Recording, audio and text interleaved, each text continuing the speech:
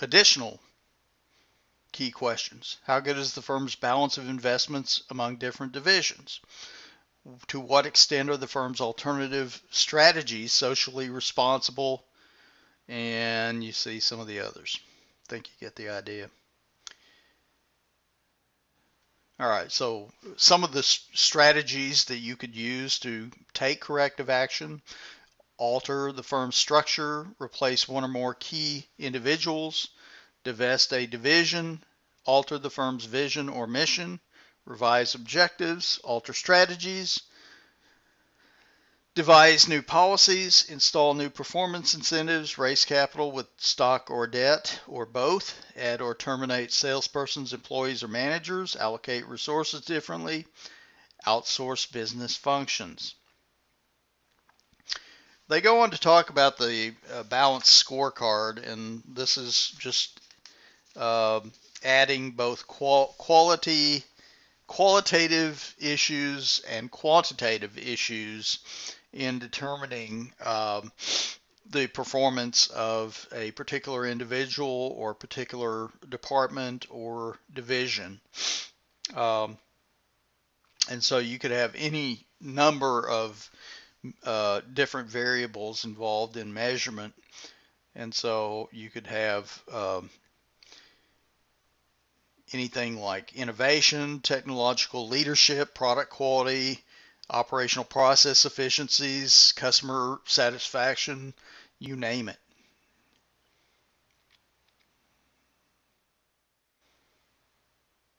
And so just, look at some of these different things that they talk about in the balanced scorecard. Now, having said that, if profit is not where it should be, probably that's going to trump anything else that's going on with this balanced scorecard. Characteristics of an effective evaluation system: should be the right amount of information. Too much, too little, either one can be bad. Too many controls can be harmful. People don't like to be controlled. They like to have a certain amount of freedom to do what they do. The activities should be meaningful, meaning they relate to the firm's objectives. Activities should provide timely information. Activities should be designed to provide a true picture of what's happening. Activities should not dominate decisions, but they should foster mutual understanding, trust, and common sense between the parties. It's a good idea to have a plan B and maybe a plan C. So that is called contingency planning. So, companies need to determine what ifs. What are they going to do if a strategy doesn't work?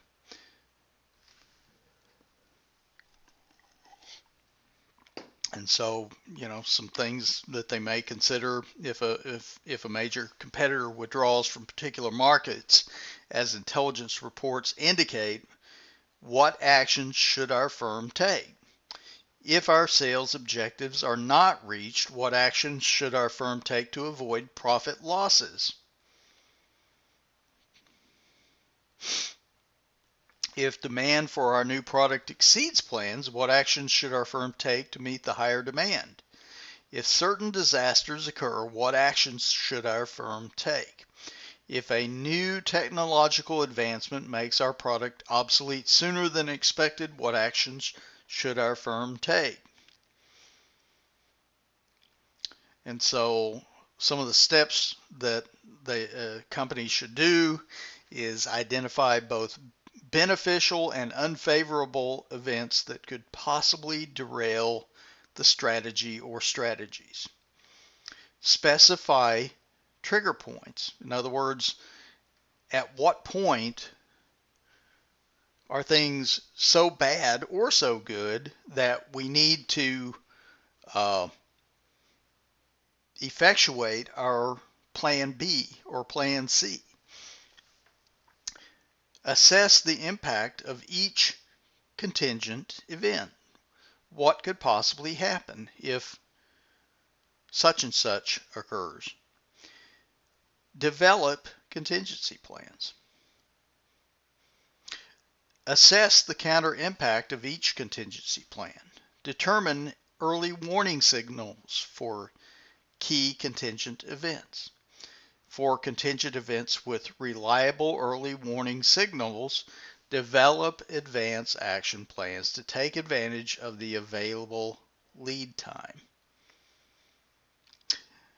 They talk about auditing, and auditing has to do with the outside financial auditors. They come in and look at the books of the company to determine whether or not the financial statements of the company are fairly stated.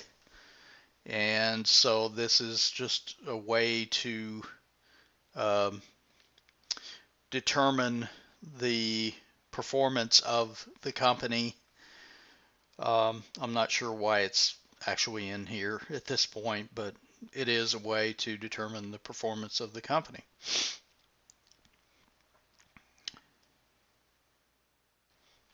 And then they talk about things that are challenges here in the fairly new century. Is strategic management an art or a science? Well, I don't think it's an exact science, that's for sure. I think there's a certain amount of intuition and insight that is involved here, but it's probably strategic management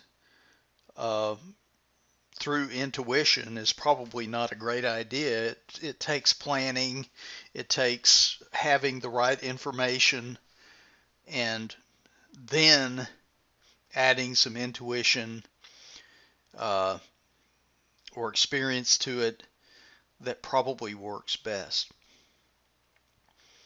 Deciding whether strategies should be visible or hidden from stakeholders. Well, certainly you want to keep a certain amount of information concerning a new strategy under wraps, but at some point you need to share it with certain stakeholders, such as the lower level employees, because they have to be on board, they have to understand what the strategy is and move forward in achieving the strategy.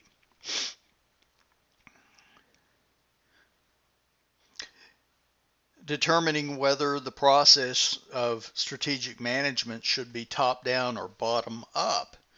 Probably a little of both. Well, probably a lot of bottom up with some top down. Try to get everybody involved in it, but at some point, somebody at the top needs to make the final decision. All right, so that's it for Chapter 9. Hope you're having a good week, and